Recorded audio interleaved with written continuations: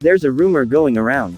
If you like this video and subscribe, you will be considered next in line for Hokage. Hi guys, this is the first part of What If Broly Was Reincarnated in the World of Naruto. I hope you enjoy. Late at night at an ordinary orphanage in the village hidden in the leaves, a knock was heard on the orphanage door. A young female worker at the orphanage wakes up and sleepily and a little upset wonders about who could possibly be wanting something at the orphanage at this ungodly time of night. She opens the door and sees a sleeping baby wrapped up in a blanket with a note that just says, "His name is Aomatsuna Hakuseki."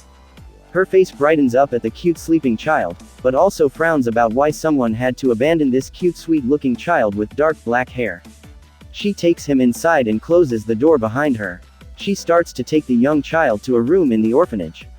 She lays him on a bed and starts to remove the blanket covering the child. The young worker almost screams and wakes the child and everyone else in the orphanage before covering her mouth. Why does this child have a monkey's tail? Exclamation mark. Is it some sort of Kekkei Genkai?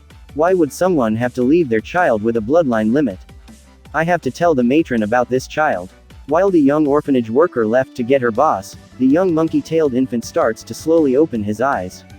The child starts to scream in a high-pitched rage and make baby noises. Kakarot. This isn't over. I will tear you and your children apart.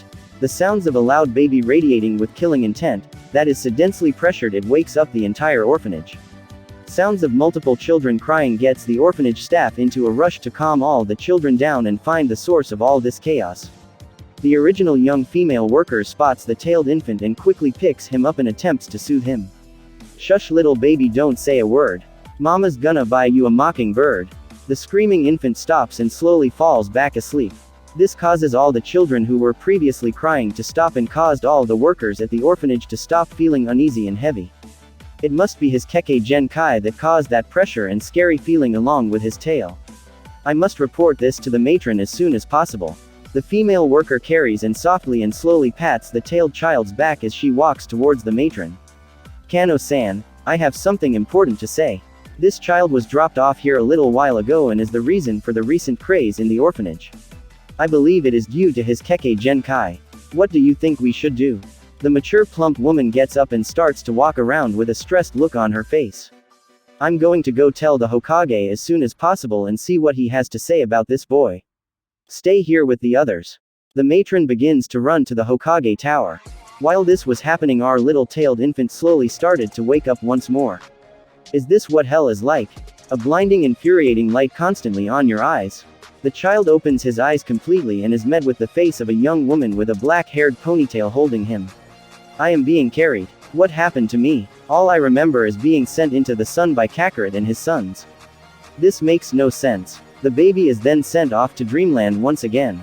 Yes, Hokage-sama, everything I've told you is true from what I saw and heard. The old war veteran gets up slowly. Well, take me to him so I can see for myself. The matron tells the Hokage the location and he takes her and body flickers away to the orphanage. Once they get to the building, the matron goes to find the child with the Hokage in tow. They finally see the child sleeping peacefully with his tail wrapped around the young woman's neck. As soon as the Hokage walks in the room with the child, he is instantly surprised by the amount of chakra this child is holding within his body. Is he a 10th Jinchuriki? I can't believe an infant could possibly hold that much chakra without being one. I definitely have to take this boy to the hospital and get him checked up. The young woman and matron saw the expression on the Hokage face and they began to be worried. The Hokage noticed this and said, "Oh, don't be worried. There's nothing bad or wrong about the boy. It is just that I've never seen a baby with a tail before." He lies. The matron and young woman lighten up at this realization and start to laugh lightly. I need to take the boy to the hospital to make sure that he is completely healthy and fine while also checking out his bloodline. The young woman walks over to the Hokage and starts to hand the boy over to the old leader. When suddenly the tail around the young woman's neck begins to tighten. The matron and Hokage slightly freaks out and tries to slowly and carefully remove the tail from around her neck. The young woman is choking slightly and smiles at the monkey-like boy. Once they removed the tail from her neck, the boy was carried off to the hospital by the Hokage with his Anbu in tow. Once they reached the hospital, the Hokage called the head doctor and got into a room with the child in his arms. Any information that leaves this room about whatever we find out about this child is considered an S-rank secret, punishable by death. The people inside the room suddenly got a heavy feeling in their chest and turned serious. Suguro Tatsuzo, take some blood from this child and tell me if there is anything unusual about it. The head doctor, Suguro Tatsuya, told his nurse to get the syringe and hold down the child while he gets the blood sample from the tailed child. The nurse held the child softly but also firmly. She held out his arm so the doctor could aim accurately. Tatsuya tried to stab the needle into the child's skin but is unable to pierce it. What the hell? Did I not push hard enough? He tried again but used more force on the child's arm. But this time the needle broke and fell to the floor, awakening the child. The child looked around at his surroundings and noticed a woman holding him and a man holding a broken syringe. Anger was quick to surface on his face, but suddenly a warm feeling flushed over the child's mind and calmed him down. Why do I not want to kill these insects anymore? What was that feeling inside my body? I feel calmer. This energy inside my body isn't key. It's different. I feel better than I was before when I was a child. Tatsuya and his nurse look at the child in surprise when the needle failed to stab into the child's arm. When he looked angry for a second they thought he was about to cry but then strangely calmed down and looked at them both while curling his tail around the nurse's neck. That gave me a start, but how the hell am I supposed to get his blood sample if I can't even get past his arm? The nurse looked at the child and then back at the doctor. His skin feels as soft as a normal baby's skin. Why don't we try his tongue? He looked at his longtime friend and coworker and then smiles. Brilliant idea, Azusa-chan. Hold his tongue for me while I get another syringe. While all this is happening, the child is looking at the nurse holding him and opens his mouth. The nurse gasps in surprise and almost makes the doctor drop the new syringe he just went to go get. What in the hell happened? Did he do something? She looked at the doctor and contemplated something. She shook her head. Well, try not to scare me like that. I thought maybe his Kekkei Kai did something strange. Now hold still, you cute little monkey boy, or the Hokage is gonna have my ass. The boy held his tongue out with a blank look on his face. The doctor held his surprise as he took the blood carefully and then put the syringe on the tray. Alright, we're all done, Lord Hokage, you can come back in now. The Hokage walked into the room and began sensing the child in earnest. This child's chakra is simply unbelievable. I need to get a trusted Hyuga to take a look at this boy also and tell me what he sees. Neko, bring me Hiashi immediately. The female wearing a cat mask disappears and Hiruzen notices the child staring at him. Hello there, little boy. He gives the child his finger and waits to see what he does with it while smiling at him. Broly stares at the old man and uncurls his tails and pulls his finger with his tail. I've lost most of my power somehow when I died and came back as an infant. I don't know what planet this is, but I do know I am too weak to conquer it even in my infant form. This old man's power is way higher than mine is currently. I can't even use my ki anymore, but I do have something, but I have no idea how to use it. Hiruzen, unaware of the child's freakish strength, is nearly pulled to the floor by the child's tail. Broly starts to laugh in amusement while Tatsuya, his nurse, and the Hokage's Anbu squad try to hold in their laughter. This incident never leaves this room. This is also considered an S-rank secret. Hiruzen says while red in the face and angry. Suddenly, Neko and a pupil-less white-eyed man appeared in the hospital room. Hokage-sama, I heard you needed me for something. Yes, Hiashi, but before I get to that I must tell you that whatever goes inside this room from this moment forth is considered an S-rank secret. Hiashi's face momentarily looks grim, but then he looks at Hiruzen's face and nods. Take a look at this child with your Byakugan and tell me everything you see. Hiashi nods and activates his bloodline limit, and a few seconds after using it he looks as shocked as a Hyuga could possibly look. What? Is this child Hokage-sama? That's what I'm trying to find out, clan head Hiashi. Tell me what you saw exactly. You know how chakra flows through the chakra pathway system, correct? Hiruzen nods. A chakra pathway system's flow is supposed to flow slowly like the end of a river, but this boy's chakra system is flowing like an ocean current. It is also twice the size of a normal person's chakra pathway system. Is it twice the size of an infant's pathway system or adults like you and me? Hiruzen shockingly asks. Adults. His chakra is also doing something strange. Chakra in the pathway system are just supposed to flow throughout your body, but this child's chakra is flowing into his brain and body. What this means I have no idea. Hiruzen sighs. It looks like we have an unknown child with an unknown Kekkei Genkai and without any idea of how he will turn out due to his body being completely unknown. Great. Well, for now send him back to the orphanage and treat him completely like a normal child. Neiko grabs the previously sleeping child who unconsciously wrapped his tail around her neck while she body flickered away towards the orphanage. Neiko met up with the matron and the young woman and dropped the baby off. Akira go put him in a bed. Hopefully Aomatsuna-kun won't be as much trouble as that damn fox. The matron says with a harsh tone. 5 years later, there's that monkey demon again. I heard he's even worse than the fox child. I heard that one time some kids tried to mess with him while he was reading some books at the orphanage playground and he smashed all of them into the ground. They were sent to the hospital and no one knows if they ever recovered or not. Oh, I also heard that the parents of those kids tried to catch the monkey demon alone down a dark alley and no one ever saw those parents again. You know they say the demon loves to prolong his victim's suffering. Instead of just disabling the people he is fighting against, he will actively cause as much pain as possible. I just saw him with an anatomy book from the library. Everyone run, the monkey demon is going to cause us all to suffer. While these two children were gossiping about our resident legendary Saiyan, a nearby off-duty Anbu heard them and decided to quickly have a talk with the Hokage. Hokage-sama, I believe you should be informed about what is being said about Aomatsuna-kun. Hiruzen sighs and lights his pipe to take a smoke from. You mean the fact that just because he has a tail, interacts with no one except the two women who raised him since birth, and people decided to mess with him because of those two reasons? Or the fact that he hospitalized 3 children and nearly killed their parents for trying to beat him with weapons? Yes. Thank you for bringing this to my attention. Tell Aomatsuna-kun to come to my office as soon as possible. The old tired war veteran sighs once more when the Anbu left and takes another smoke. 3 minutes later, a black-haired youth with dark black bracers on his wrists and on his legs just above the feet area. Shirtless, wearing loose black pants, black shoulder guards on his shoulders, and sandals walked while holding a book called Advanced Human Anatomy, with a bored or some would say blank face on his face. Yeah, old man. Hiruzen smiled at Aomatsuna's lack of professionalism. I need to talk to you about something, Aomatsuna-kun, go on. Speak, I don't have all day. Well, Aomatsuna-kun, do you plan on going to the academy when you are 8?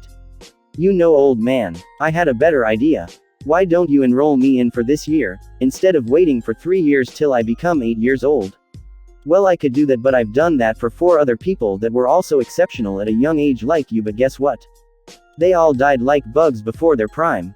No, good guess, but instead they all grew up with psychological problems. And these psychological problems prevented them all from reaching the highest peak they could have reached without them. I don't want you to turn out like that, Aomatsuna-kun. I'm not weak, like those weaklings. I would never stop getting stronger and will not ever stop. Okay, Aomatsuna-kun, let's make a deal. If you can go 1 year without injuring anyone severely, making 2 friends, and smiling every now and then, I'll let you enroll into the academy next year, no problem.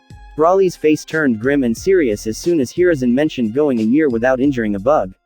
How could I use my Saiyan genes to their fullest if I don't crush anyone? I suppose I could do what that despicable Kakarot does. Train my body and mind to its limits every day.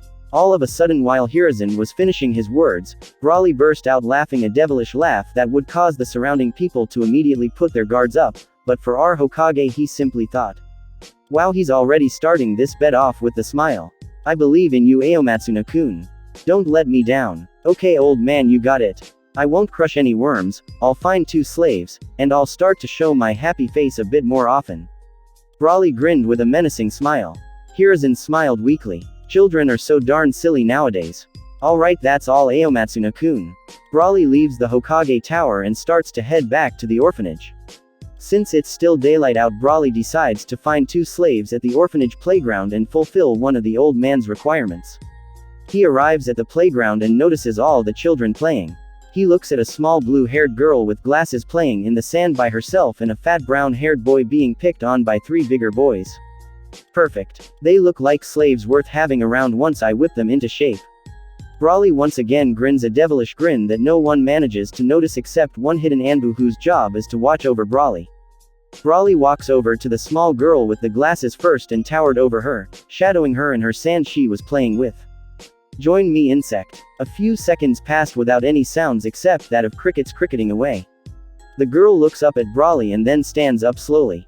Then suddenly she slugs Broly out of nowhere and sends his head to the left.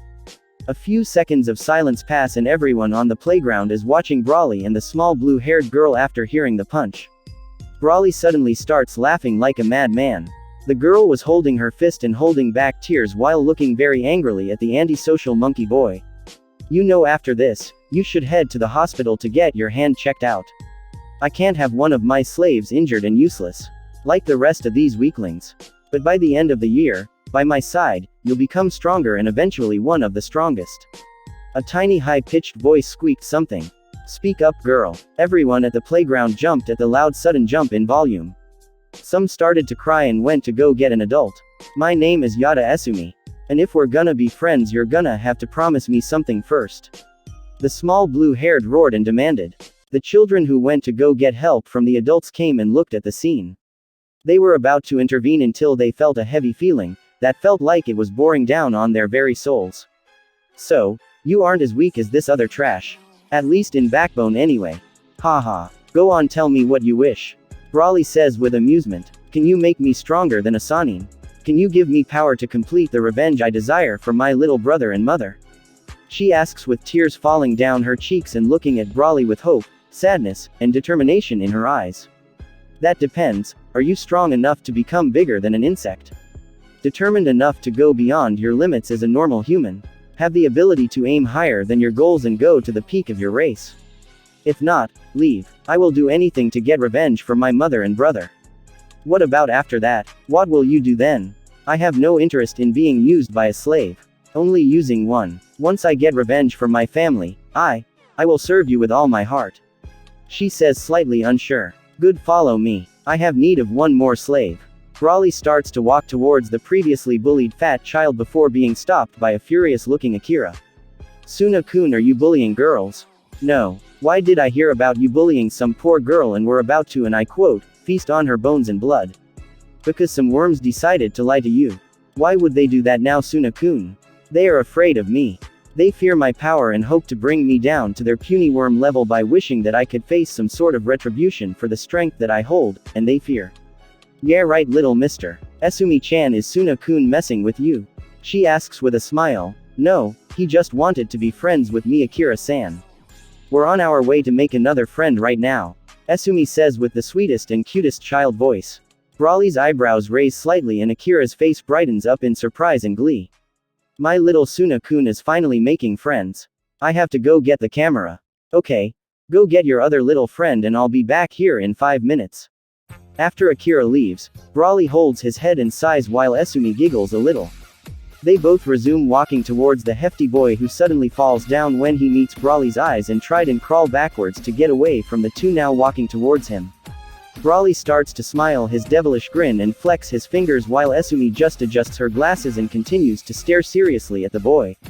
You move any further and you're dead meat. The tubby boy stops moving and starts to sweat rapidly while he locked eyes with Broly. Aomatsuna-sama, please. I never did anything to deserve your wrath, have I? The boy asks, shivering and sweating. Ha ha ha, just because of your pathetic display and heartfelt words I decided to appoint you as one of my slaves. Now follow me or be crushed into the dirt. Broly ordered. Yes, my liege, he says while slowly getting up and avoided eye contact with both Esumi and Broly. Hurry up, state your name unless you want me to call you slave all the time. And then we will go. My name is Jabi. My Jabi. Jabi says while shivering and stuttering. Broly nods and then starts to walk out of the orphanage. Suna-kun, you better get back here with your cute little friends right this instant. Broly slightly winces while Jabi and Esumi jumped in fright. Broly turns around to see Akira with 4 cameras around her neck and 2 in each hand and a crazed look on her face that dared him to escape. Despite Akira's normal upbringing and lacking of any type of training to force anything upon the young legendary Saiyan, she does know how to keep one in line. Broly reluctantly walks towards Akira with a grim look on his face along with Esumi and Jabi walking along behind confusedly and slightly scared. Now you 3 stand side by side. So, I can take these pictures. The quicker you do this, the quicker I'm out of your hair and you can go and play. The legendary Saiyan does as she says, unwillingly with his new friends. After a quick 5-minute camera show in front of the entire orphanage for everyone to see in disbelief, a slightly annoyed Broly left with his 2 new lackeys in tow. To begin training you 2, I must know where you specialize in or want to specialize in. For example, there is taijutsu, Fuinjutsu, Genjutsu, Ninjutsu, Kenjutsu, Bukijutsu, Medical Ninjutsu, and Shurikenjutsu. There are other branches, but these are the only ones available in this village. Taijutsu is hand-to-hand combat. Fuinjutsu deals with seals that can do virtually anything depending on the person. They can trap a person inside a jutsu inside the seal or the seal itself, drain the chakra of a person, and more. It all depends on the individual. Genjutsu is for causing illusions. Making your opponent see things that aren't there and taking advantage of it. Ninjutsu is creating fire, water, earth, and more and using it to fight your opponents. Kenjutsu is mastering a sword, Bukijutsu deals with all weapons, and Shurikenjutsu deals with shuriken, kunai, senbon, and any other bladed handheld weapons. Medical ninjutsu deals with healing and the manipulation of their own or another person's body with extensive knowledge of herbs, medicine, the human body, and poisons. If you want to know more about a particular branch of specialization, visit the library. They go into even more depth than I just did. Aomatsuna-kun, can we specialize in more than one branch?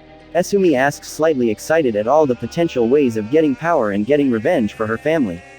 I hope you enjoyed this first part. If you want more, be sure to let me know in the comments and by hitting that like button.